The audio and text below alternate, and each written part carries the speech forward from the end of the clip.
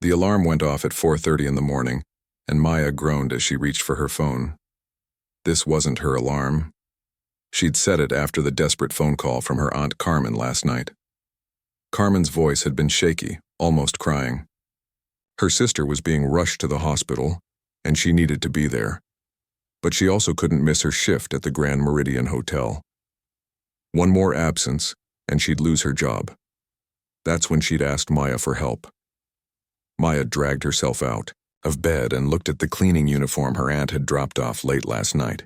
The white blouse and black pants were a size too big, and the heavy apron felt strange as she tied it around her waist.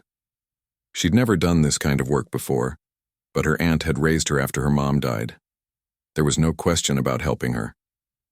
The bus ride to the hotel felt longer than usual in the pre-dawn darkness. Maya clutched the paper her aunt had given her, filled with detailed instructions about which rooms to clean, which products to use, and most importantly, which floors were off-limits to new workers.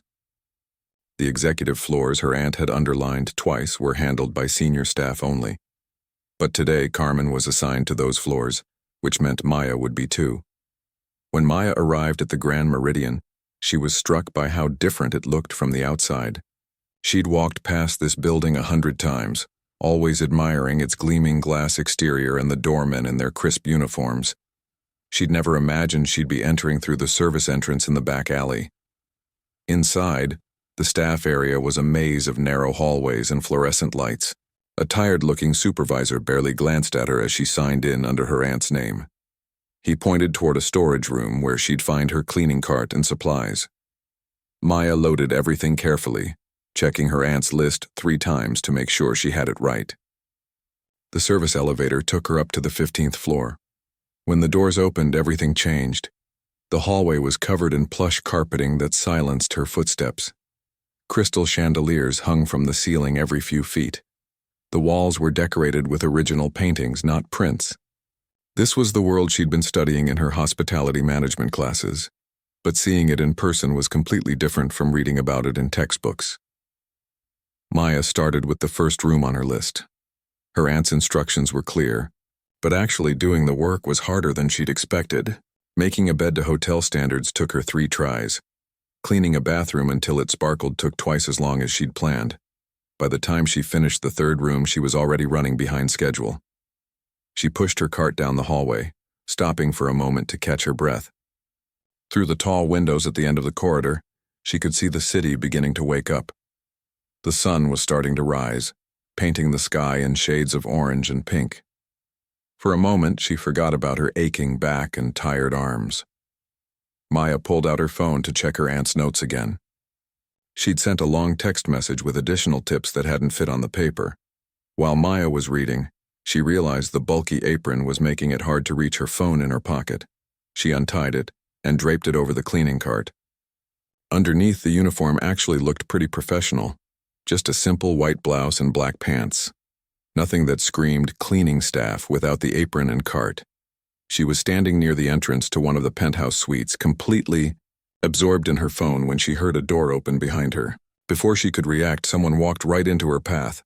Maya stumbled backward, nearly dropping her phone. "I'm so sorry," a man's voice said quickly. "I wasn't watching where I was going."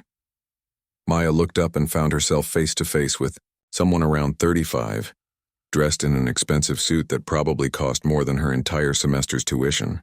He had kind eyes and looked genuinely apologetic. No, it's okay," Maya said, flustered. "I was just standing here." The man smiled. "Are you heading down? I can hold the elevator if you're going that way." Maya opened her mouth to explain that. She was working, that she needed to get back to her cleaning cart. But the words got stuck. He was looking at her like she was another guest, someone who belonged on this floor. She glanced down at her outfit and realized why. Without the apron and with the cart behind her, she probably did look like a young professional staying at the hotel. "I'm actually just checking something," Maya finally managed to say. "Ah, the business conference?" he asked. "Are you here for the Tech Innovation Summit?" "I'm studying hospitality management," Maya said, which was true, even if it wasn't answering his actual question. His face lit up. "Really? That's fantastic. I'm Alexander, by the way. I'm in town for some business meetings. He extended his hand, and Maya shook it, feeling the calluses on his palm that surprised her. Rich guys usually had soft hands, or so she'd always thought. I'm Maya, she said quietly. Listen, I know this is forward, but I'm headed down to the cafe for coffee, and I'd love to get some insights about the hospitality industry from someone who's studying it. Would you join me? Just for a quick coffee? Maya's mind raced. She should say no. She should explain that she wasn't a guest, that she was filling in for her aunt, that she had rooms to clean. But something stopped her. Maybe it was the genuine interest in his eyes. Maybe it was the way he'd said quick coffee, like he actually valued her opinion. Or maybe it was just that she'd been up since 4:30, and the idea of sitting down with an actual coffee sounded like heaven. Sure, she heard herself say. Just let me. Put something away. She waited until he headed toward the elevator, then quickly pushed her cleaning cart into a supply closet she'd noticed earlier. Her heart was pounding. This was crazy. She'd tell him the truth over coffee. She'd explain the misunderstanding, maybe laugh about it, and that would be that. How long could one cup of coffee take? 20 minutes? Tops. She could make up the time by working faster on the remaining rooms. Maya smoothed down her blouse and joined Alexander at the elevator. As the doors closed and they descended toward the lobby, she caught a glimpse of herself in the mirrored walls. She looked tired but presentable. She definitely didn't look like someone who'd been scrubbing toilets for the past 2 hours. The cafe was already filling up with hotel guests and early morning business travelers. Alexander led them to a quiet corner table with a view of the lobby's fountain. He ordered 2 coffees without even looking at the menu, the way people do when money isn't something they think about. So, he said, leaning forward with genuine interest, tell me about hospitality management. What made you choose that field? Maya wrapped her hands around the warm coffee cup that had just arrived. This was it. This was the moment to clear everything up. She opened her mouth to explain, but what came out was, I've always been fascinated by how hotels create experiences for people. It's not just about a place to sleep. It's about making someone feel welcome, comfortable, like they matter. And just like that, the moment passed. The lie, or at least the omission of truth, settled between them like an invisible wall. Alexander smiled and started talking about his own experiences with hotels, good and bad. Maya found herself relaxing, enjoying the conversation, forgetting, for just a moment, that she was supposed to be upstairs cleaning rooms. She told herself she'd explain everything, just not right now. Soon, but not now. The coffee was excellent, probably the best Maya had ever tasted. But she could barely enjoy it. Every sip came with a side of guilt that sat heavy in her stomach. She kept telling herself she'd explain everything to Alexander. Any minute now. Just as soon as there was a natural pause in the conversation. But Alexander kept talking, and Maya kept listening, and somehow the right moment never seemed to come. He told her about growing up in a small apartment with his single mom, how she'd worked 2 jobs to put him through college, how she'd passed away just before his company took off, before he could give her the comfortable life he'd always promised. Maya felt a lump form in her throat. She knew exactly what that felt like. She'd lost her mom at 16 right before she could make her proud. I'm sorry, Maya said softly. My mom died when I was in high school. My Aunt Carmen raised me after that. Alexander's expression shifted, becoming softer somehow. Then you understand. People always assume that money fixes everything, that success makes you forget the hard times. But it doesn't work that way, does it? No, Maya agreed. It doesn't. They talked about ambition and dreams, about wanting to make something of yourself while staying true to where you came from. Alexander had opinions about the hotel industry that fascinated Maya. He talked about how luxury wasn't just about expensive things, but about genuine care and attention to detail. Maya found herself sharing insights from her classes, talking about guest experience and the psychology of hospitality. You really know your stuff, Alexander said, looking impressed. Are you working in the industry while you study? Maya's phone buzzed loudly on the table, saving her from having to answer. She glanced at the screen and her heart dropped. 3 missed calls from a number she didn't recognize, and 2 text messages from her aunt. The first one said, "How's it going?" The second one, sent 5 minutes ago, said, "The supervisor is looking for you.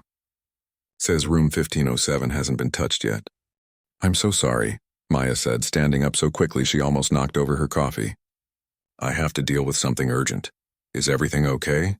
Alexander looked concerned. "Yes, just something I forgot about. Thank you for the coffee."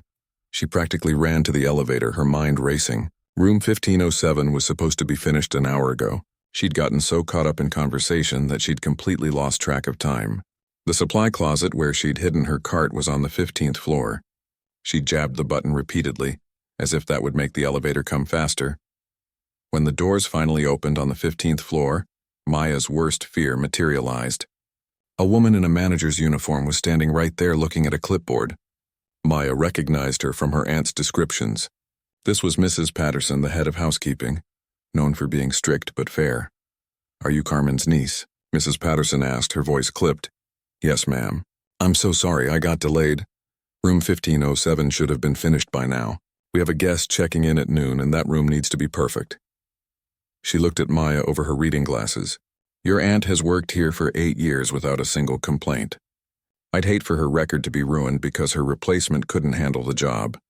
The words hit Maya like a slap. Her aunt's job, her aunt's reputation, all on the line because Maya had been sitting in a cafe pretending to be someone she wasn't. "I'll finish it right now," Maya said firmly. "It'll be perfect, I promise." Mrs. Patterson nodded curtly and walked away. Maya retrieved her cart from the supply closet and worked faster than she'd ever worked in her life. She cleaned that room like her own future depended on it. Every surface gleamed. Every corner was spotless. The bed looked like something from a magazine. When she finally stepped back to inspect her work, she felt a small surge of pride despite everything. She finished the rest of her assigned rooms in record time, constantly checking her phone for the time. By 2 o'clock, she was done. Her back ached, her arms felt like jelly, and she had a newfound respect for her aunt and everyone else who did this work day after day. Maya changed out of the uniform in the staff locker room, back into her own jeans and sweater. She felt like herself again, or at least closer to it. She'd almost made it to the service exit when she heard a familiar voice. "Maya?" She turned around and there was Alexander, walking toward her across the hotel lobby. He was smiling, looking genuinely happy to see her. Maya's stomach twisted. "Hey," she said weakly. "I was hoping I'd run into you," he said. "Listen, I know this is last minute, but there's a gala tonight. It's part of the conference, pretty formal, probably boring if I'm honest. My business partner was supposed to come with me, but he had to fly back to Seattle for a family thing." He paused, looking almost nervous. "Would you want to come?" "As my guest?" Maya stared at him. A gala.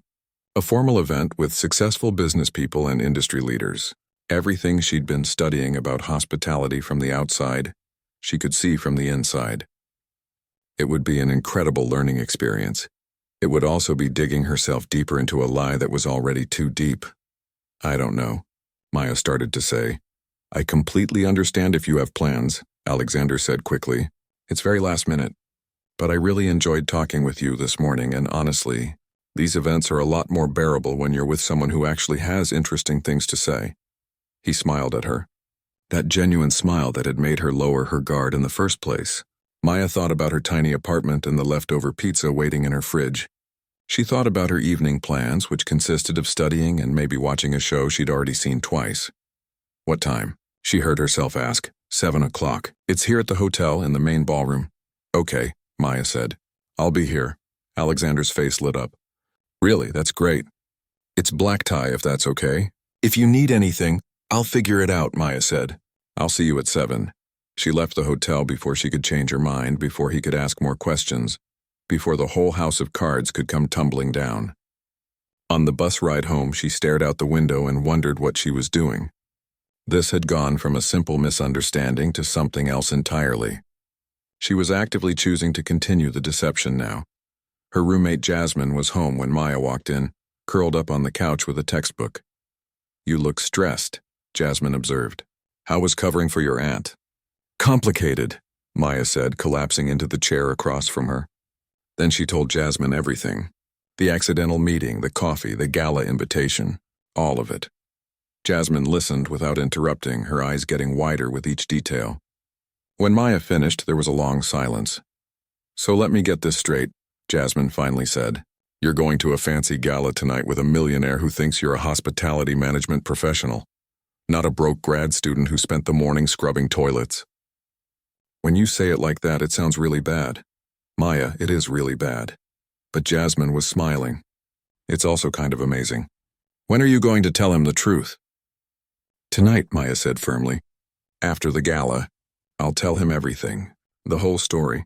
And if he never wants to see me again, at least I'll have had one incredible night. And what are you going to wear to this black tie event? Because I know for a fact that your fancy dress is at the dry cleaners." Maya groaned. She'd forgotten about that. "I have no idea." Jasmine stood up and headed toward her bedroom. "Come on. I got a dress for my cousin's wedding last year that I never wore. It should fit you." The dress was beautiful. Deep blue, elegant, exactly the kind of thing someone would wear to a fancy hotel gala. Maya tried it on and barely recognized herself in the mirror. "You look like Cinderella," Jasmine said, adjusting the shoulder strap. "Just remember, this story doesn't end well if you're not honest with Prince Charming." "I know," Maya said quietly. "I will be. Tonight, I promise." She spent the rest of the afternoon getting ready, her nerves building with each passing hour. She practiced what she'd say. "Alexander, I need to tell you something. This morning was a misunderstanding." "No, that sounded too formal." "So funny story." "No, it wasn't funny. I haven't been completely honest with you." That was better. Direct. Truthful. At 6:45, Maya stood outside the Grand Meridian again. This time she walked through the front door like a guest. The doorman held it open for her with a smile. The lobby looked different from this angle, even more impressive somehow. Alexander was waiting near the entrance to the ballroom, and when he saw her, his entire face changed. "Wow," he said simply. "You look amazing." "Thank you," Maya said, smoothing down the dress nervously. "You clean up pretty well yourself." He laughed and offered her his arm. "Shall we?" Maya took his arm and they walked into the ballroom together. Crystal chandeliers. Live orchestra. Tables decorated with flowers that probably cost more than her monthly rent. It was like stepping into a different world. One where she didn't quite belong but desperately wanted to. "Are you okay?" Alexander asked, noticing her expression. Maya looked up at him and made a decision. She could tell him now, right now, before they went any further. Or she could have this one night. Just one night to see what this world felt like. To be the person he thought she was. "I'm perfect," she said, and let him lead her into the crowd. She told herself she'd explain everything later. She meant it this time. She really did. But deep down she knew she was making a mistake that would be much harder to fix than a misunderstanding over coffee. The ballroom was like something out of a dream. Maya had studied event planning in her classes, had seen pictures of elegant gatherings in her textbooks, but nothing prepared her for actually being inside one. The chandeliers cast a warm golden glow over everything. The orchestra played soft jazz that seemed to wrap around the conversation like silk. Waiters glided between tables with trays of champagne and appetizers that were almost too beautiful to eat. Maya felt like an imposter, which she supposed was exactly what she was. "Let me introduce you to some people," Alexander said, his hand lightly touching her back as he guided her through the crowd. Maya's heart hammered in her chest. Meeting people meant more lies, more chances to slip up, more threads in a web she was weaving around herself. The first person they met was a woman named Patricia, who owned a chain of boutique hotels in California. She had silver hair swept up in an elegant bun and sharp, intelligent eyes that seemed to see right through Maya. "So you're in hospitality management?" Patricia asked, sipping her champagne. "What's your focus?" Maya's mouth went dry. But then she remembered her thesis proposal, the one she'd been working on for months. "Guest experience," she said, finding her voice. "I'm interested in how hotels create emotional connections with their guests, not just transactional relationships." Patricia's eyebrows rose. "Interesting. Most young people in this industry are focused on technology and efficiency. The human element gets forgotten. But that's exactly what makes a stay memorable," Maya said, warming to the topic. "Anyone can have high thread count sheets and fast Wi-Fi. It's the staff member who remembers your name, or notices you mentioned it's your anniversary, or brings you extra towels without being asked." Those are the moments people remember. She was on solid ground now, talking about things she'd studied and thought about for years. Patricia nodded approvingly, and they talked for several minutes about the balance between modernization and personal service. When Patricia excused herself, she handed Maya her business card. "Email me," she said. "I'd be interested in hearing more of your ideas." As Patricia walked away, Maya stared at the business card in her hand. This was real. These connections were real, and they were all built on a foundation of lies. "You were amazing," Alexander said quietly. "Patricia doesn't give out her card to just anyone." Maya slipped the card into her small purse, feeling sick. She'd have to throw it away later. What was she going to do? Email a successful hotel owner and explain that she was actually just a grad student who'd been pretending? Throughout the evening, Alexander introduced her to more people. A developer planning a new resort, an investor looking for emerging trends in the industry, a consultant who'd written books Maya had actually read for her classes. Each conversation was exhilarating and terrifying in equal measure. Maya held her own, drawing on her academic knowledge, but the guilt was building like pressure behind a dam. Dinner was served at round tables covered in white linens. Maya sat between Alexander and a man who spent the entire first course talking about profit margins and occupancy rates.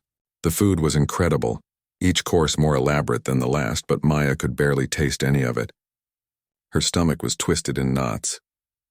Halfway through the main course, Maya excused herself to go to the restroom. She needed a moment to breathe, to think, to remind herself that she was going to tell Alexander the truth as soon as the evening was over. The ballroom had a separate service entrance for the catering staff, and as Maya walked past it, the door swung open. She caught a glimpse of the controlled chaos on the other side. Waiters rushing back and forth, someone calling out table numbers, the clatter of dishes. And there, supervising the beverage station, was Mrs. Patterson. Maya's blood turned to ice. She quickly turned her face away and walked faster toward the restroom. Her heart was pounding so hard she could hear it in her ears. Mrs. Patterson had seen her this morning in a cleaning uniform, exhausted and apologetic. If she saw her now, in an elegant dress, sitting at the main tables with the guests. In the restroom, Maya gripped the edge of the marble counter and stared at her reflection. Her makeup was still perfect. The dress looked like it belonged on her, but inside she felt like she was falling apart. Another woman came out of one of the stalls and washed her hands next to Maya. "Beautiful event, isn't it?" she said pleasantly. "Yes," Maya managed. "Beautiful. I'm exhausted, though. These networking things always wear me out. Everyone's always performing, you know? Pretending to be more successful, more confident, more everything than they really are." The woman dried her hands and smiled at Maya. "Sorry, I don't mean to be cynical. I just sometimes wish we could all drop the act and be real with each other." She left, and Maya stood there staring at her own reflection. The woman's words echoed in her head. Everyone's always performing. But Maya wasn't just performing success or confidence. She was performing an entirely different identity. When she returned to the table, dessert was being served. Alexander smiled when he saw her and pulled out her chair. The gesture was so natural, so genuinely kind, that Maya felt tears prick at her eyes. She blinked them back quickly. "You okay?" Alexander asked quietly. "Just a little overwhelmed," Maya said, which was the truest thing she'd said all evening. After dinner, people began moving toward the terrace. It was a beautiful October evening, cool but not cold, with a clear sky full of stars that somehow managed to shine even through the city lights. Alexander took 2 glasses of champagne from a passing waiter and handed one to Maya. "To unexpected meetings," he said, raising his glass. Maya clinked her glass against his butt, couldn't quite meet his eyes. They walked to a quieter corner of the terrace, away from the clusters of people still talking business and making deals. "Can I tell you something?" Alexander said, leaning against the railing and looking out at the city. "I almost didn't come to this conference. I've been feeling burned out lately. Disconnected from why I started my company in the first place. Everything feels like a performance, like everyone wants something from me." He turned to look at her. "But meeting you today reminded me that there are still genuine people out there. People who care about doing good work for the right reasons, not just for money or status." Maya felt like someone had reached into her chest and squeezed her heart. This was it. This was the moment she had to tell him. She opened her mouth, the words right there on the tip of her tongue. I need to tell you something, she started. Alexander reached out and tucked a strand of hair behind her ear, a gesture so tender it made Maya's breath catch. What is it? Maya looked into his eyes and saw warmth, trust, genuine affection. If she told him the truth right now, all of that would disappear.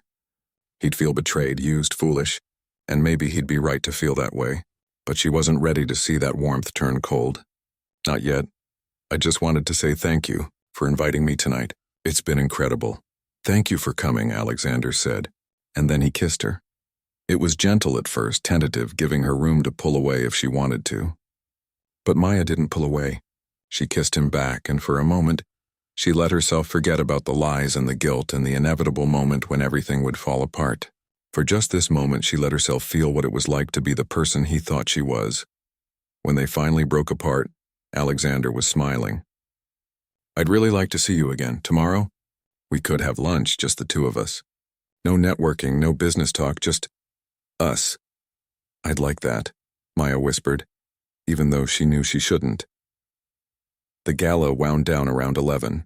Alexander walked Maya to the lobby where she insisted she'd get her own taxi home. She didn't want him to know where she lived, didn't want to add another lie to the collection. Tomorrow at 1, Alexander confirmed. There's a great restaurant a few blocks from here. Tomorrow at 1, Maya agreed. She watched him walk back toward the elevators, probably heading up to his penthouse suite.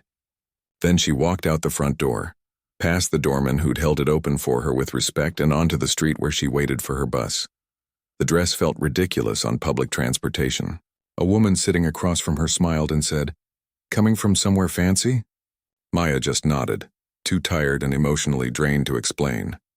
When she finally got home, it was almost midnight. Jasmine was still awake, waiting up for her. So? Jasmine asked eagerly. How did it go? Did you tell him? Maya kicked off her borrowed heels and sank onto the couch. It was amazing. And awful. And I'm the worst person in the world. You didn't tell him? I tried. I really did. But then he said all these things about how genuine I am, about how refreshing it is to meet someone real, and I just couldn't. Jasmine sat down next to her. Maya, you know this can't end well, right? The longer you wait, the worse it's going to be. I know, Maya said miserably. I'm seeing him tomorrow for lunch. I'll tell him then. I promise. For real this time. But even as she said it, Maya wasn't sure she believed herself anymore. She'd promised to tell him after coffee, then after the gala, now after lunch. Each time she found another reason to wait, another justification for one more moment of pretending. She went to bed that night with the taste of champagne on her tongue and the memory of Alexander's kiss replaying in her mind.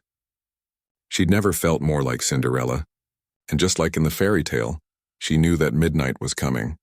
The only difference was, in her version, there would be no fairy godmother to save her when everything fell apart.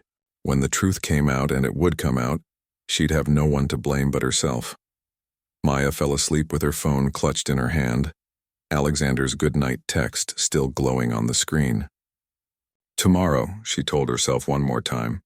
Tomorrow she'd be brave enough to tell the truth, but tomorrow had a way of becoming today, and today had a way of being much more complicated than she'd planned. Maya woke up to her phone ringing. The morning sunlight was streaming through her bedroom window, and for a blissful moment she'd forgotten about everything. Then she saw her aunt's name on the screen and reality came crashing back.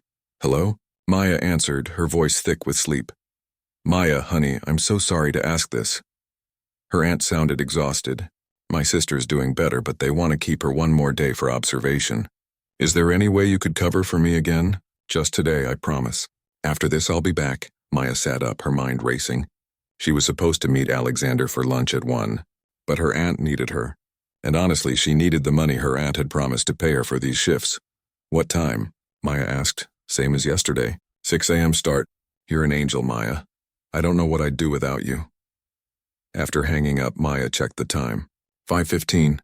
She had 45 minutes to get ready and catch the bus. She moved on autopilot, pulling on the uniform, her body still sore from yesterday's work. The hotel looked different in the early morning light, or maybe Maya was the one who was different. 2 days ago, she'd been a grad student helping out her aunt. Now she was someone living a double life, and the weight of it was starting to crush her. Mrs. Patterson was at the supervisor's desk when Maya signed in. Carmen's niece again, she said, not unkindly.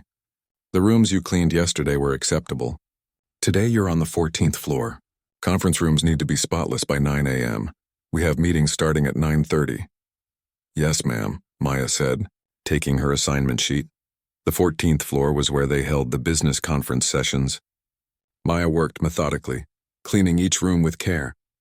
As she was finishing the third conference room, she noticed something on the floor near one of the chairs. A brown leather portfolio, expensive-looking, left behind by someone. Maya picked it up, planning to turn it into Lost and Found. But it fell open in her hands and she saw a name embossed on the inside cover. Alexander Chen.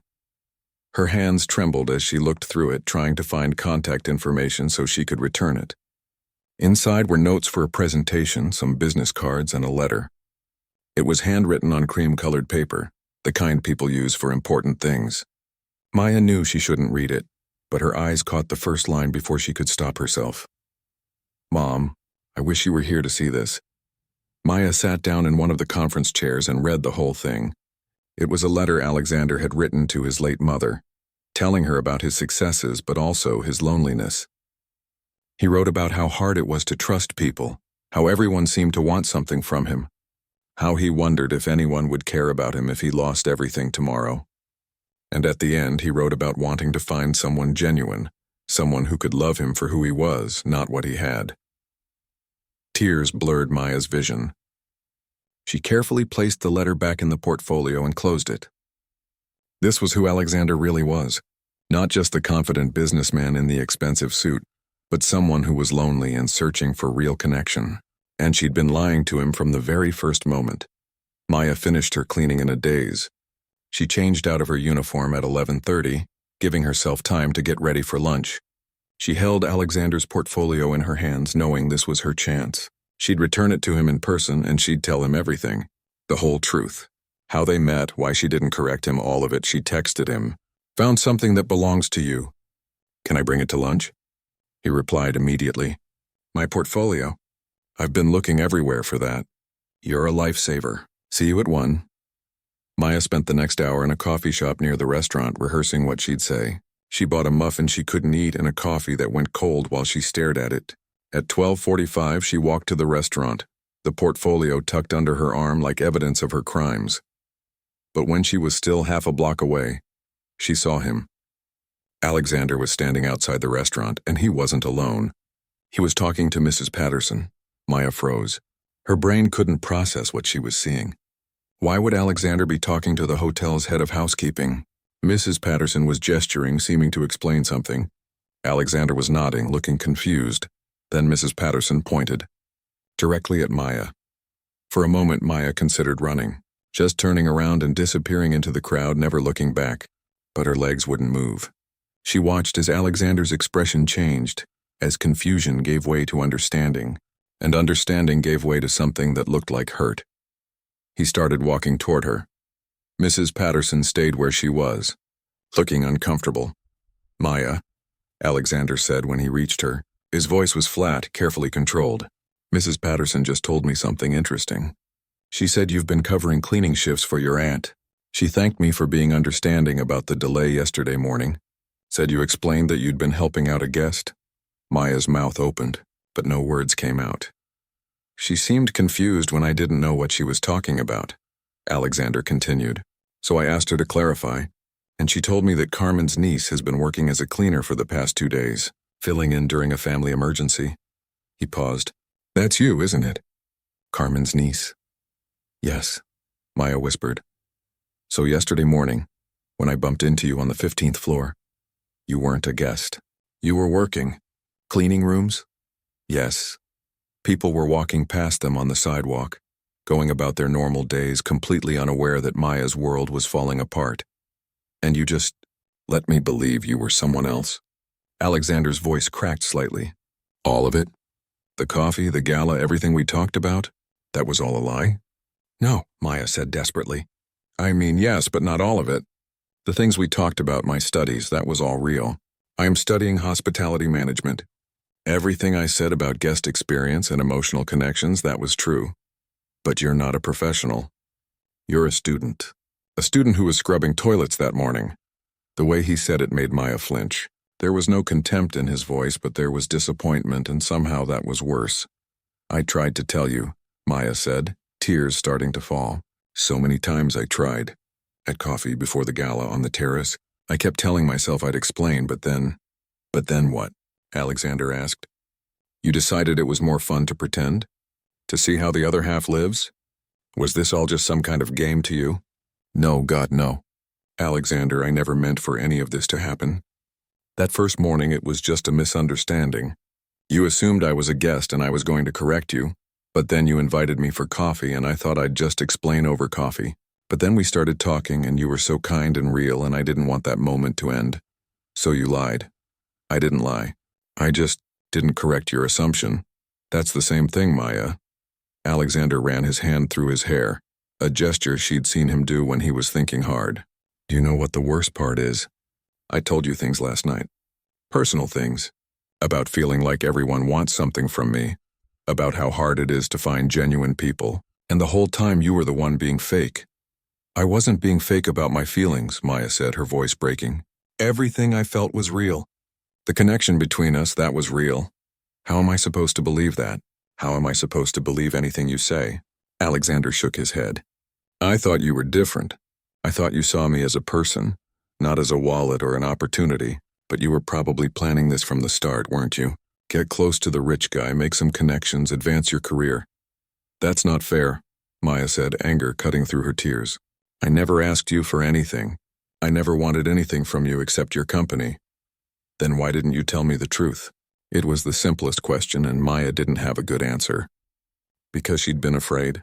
Because she'd wanted to live in a fantasy for a while? Because she was selfish and stupid and fell for someone she had no business falling for? I don't know, she said finally. I was scared. Scared you'd look at me the way you're looking at me right now? Alexander's expression softened for just a moment, and Maya saw a flicker of the warmth she'd fallen for. But then he seemed to remember himself, and his face closed off again. I need your aunt's portfolio back, he said quietly.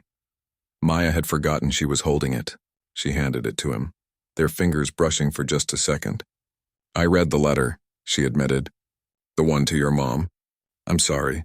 I shouldn't have, but it fell open and... Stop, Alexander said. Just stop. No more explanations, no more apologies. I can't do this right now. He turned and started walking away. Maya stood there on the sidewalk, clutching her purse, watching him go. People flowed around her like water around a stone. Alexander, she called out. He stopped but didn't turn around. For what it's worth, I really am sorry. And you were right about me seeing you as a person. That part was never a lie. He stood there for a long moment, his back to her. Then he kept walking, disappearing into the lunch crowd. Maya felt her legs give out. She sank onto a nearby bench, not caring who saw her crying. Mrs. Patterson approached carefully and sat down next to her. I'm sorry, the older woman said. I didn't know. He asked about you and I thought he knew. I thought you'd told him. It's not your fault, Maya managed to say. It's mine. All of it is my fault. She sat on that bench for almost an hour, watching people walk past, living their normal lives with their normal problems. When she finally got up to leave, she felt hollowed out, empty. Her phone buzzed. A text from her aunt. Thank you so much for today.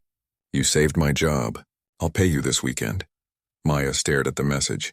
She'd saved her aunt's job. But she'd destroyed something that could have been beautiful. And for what? For a few moments of pretending to be someone she wasn't? For a taste of a life that was never meant to be hers? She walked home instead of taking the bus, needing the time to think. By the time she reached her apartment, the sun was setting. Jasmine took one look at her face and pulled her into a hug. He found out, Maya said into her roommate's shoulder. Oh, honey. That night, Maya lay in bed staring at the ceiling. She kept replaying every moment, every choice she'd made, trying to figure out where she could have done things differently. But it all came back to that first moment in the hallway, when she'd had the chance to say, actually, I work here, and hadn't. Her phone sat silent on her nightstand. No text from Alexander. No calls, nothing. And Maya realized that this was what heartbreak felt like. Not the dramatic kind from movies, but the quiet kind that settled into your bones and reminded you that some mistakes can't be undone. No matter how sorry you are. 3 months passed like a slow, painful blur.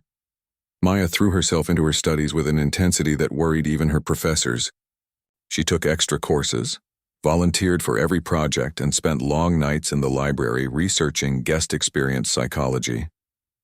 If she stayed busy enough, she could sometimes go hours without thinking about Alexander.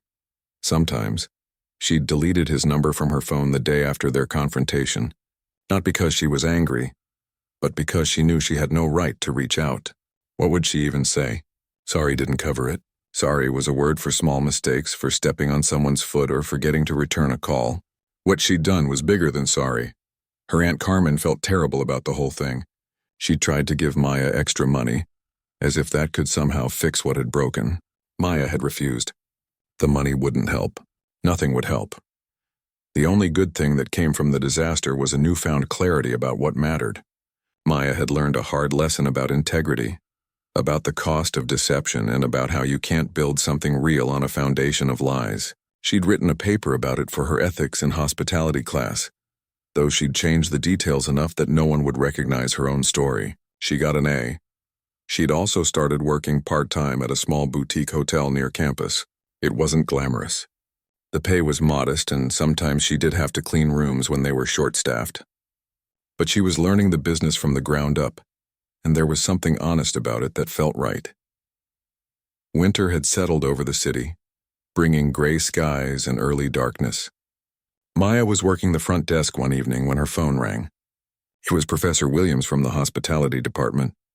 "Maya, I have an interesting opportunity," he said. "We're hosting a panel discussion next week about authentic guest experiences in luxury hospitality. One of our panelists had to drop out last minute, and I immediately thought of you. Your paper on ethical practice in the industry was exceptional." Maya's heart skipped. "A panel discussion? It's open to the public, so we'll have industry professionals attending. It could be great exposure for you. The topic is right in your wheelhouse. What do you say?" Maya thought about saying no.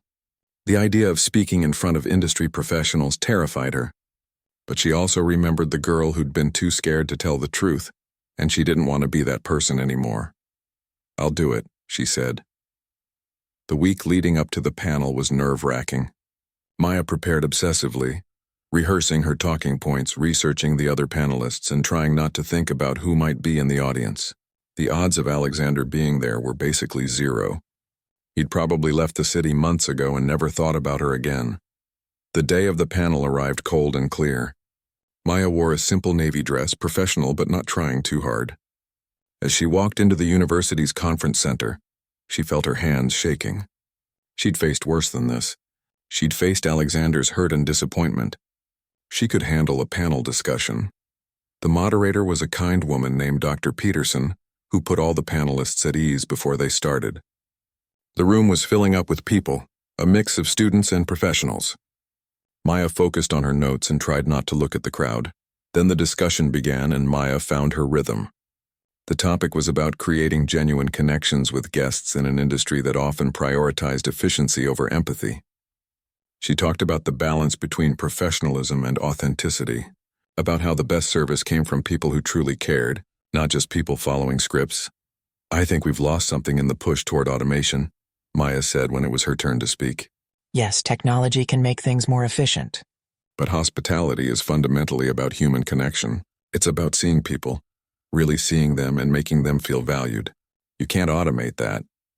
She talked about her experience working at the small hotel, about a guest who'd been having a terrible day, and how a simple conversation at the front desk had turned things around.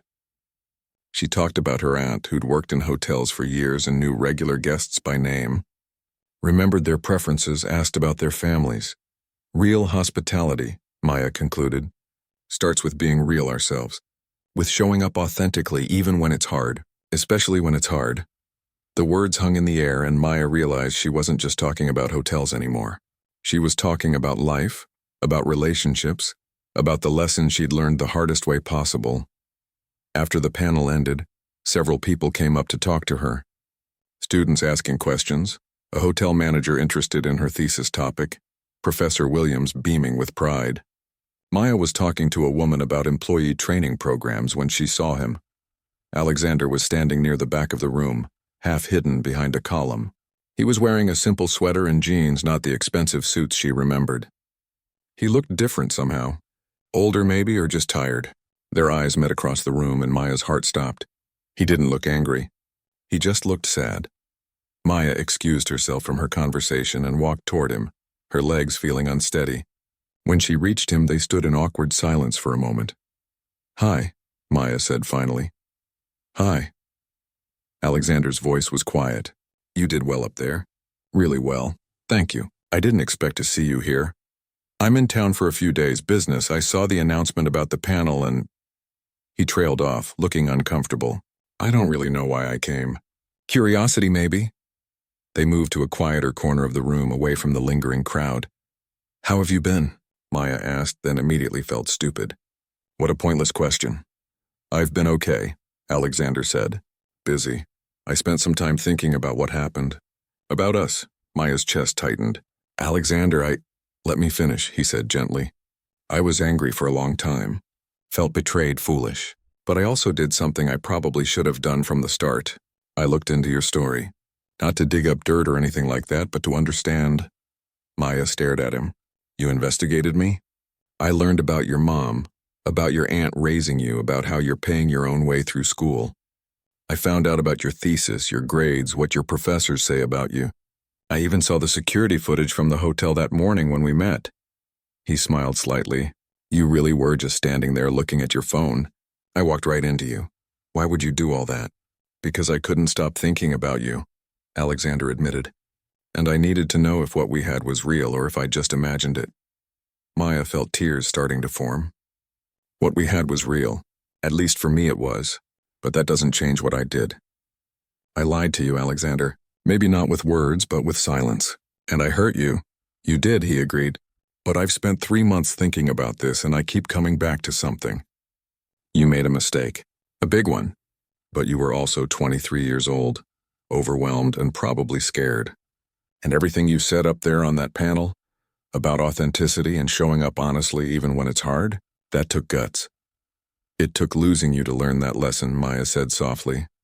Alexander was quiet for a moment. "I have a proposition for you. Actually, it's more of a request. Can we start over?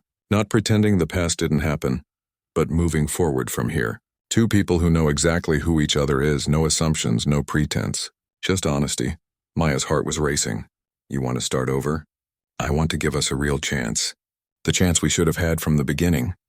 He held out his hand. "Hi, I'm Alexander. I'm a tech entrepreneur who sometimes works too much and has a hard time trusting people. I lost my mom when I was young, and I'm still figuring out how to honor her memory while building my own life." Maya looked at his outstretched hand, then at his face. He was giving her a gift she didn't deserve. A second chance. A clean slate. She took his hand. "Hi, I'm Maya. I'm a hospitality management student who works part-time at a small hotel. I lost my mom too, and my aunt raised me. I made a terrible mistake once because I was scared and stupid. And I've spent 3 months learning to be braver." Alexander smiled. And it was the real smile she remembered, the one that had made her fall for him in the first place. "It's nice to meet you, Maya." "It's nice to meet you too." They talked for over an hour, sitting on the steps outside the conference center as the sun set and the temperature dropped. They talked about real things this time. Maya told him about her struggles with money, about her fears that she wasn't good enough for this industry.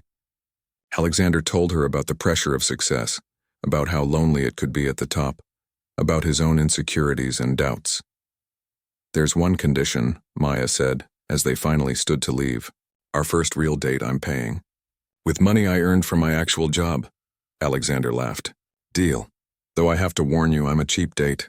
I'm happy with pizza. Pizza sounds perfect." They exchanged numbers again, real numbers this time, with no secrets attached. As Maya watched Alexander walk to his car, she felt something she hadn't felt in 3 months. Hope. Her phone buzzed with a text. "Coffee tomorrow? And yes, I'm letting you pay even though it kills me." Maya smiled as she typed back. 10 a.m. And thank you for giving me another chance. Thank you for becoming someone worthy of it. Maya rode the bus home with a lightness in her chest she'd forgotten was possible. The city lights blurred past the windows, and she thought about how far she'd traveled in 3 months. Not in distance, but in character. When she got home, Jasmine was waiting up for her. How did the panel go? Good, Maya said, then grinned. Really good, actually. You're smiling. Why are you smiling like that? So Maya told her everything. About Alexander showing up, about his investigation, about the second chance he was offering. Wow, Jasmine said when she finished. That's either the most romantic thing I've ever heard or completely crazy. Maybe both, Maya admitted. But I'm not going to mess it up this time.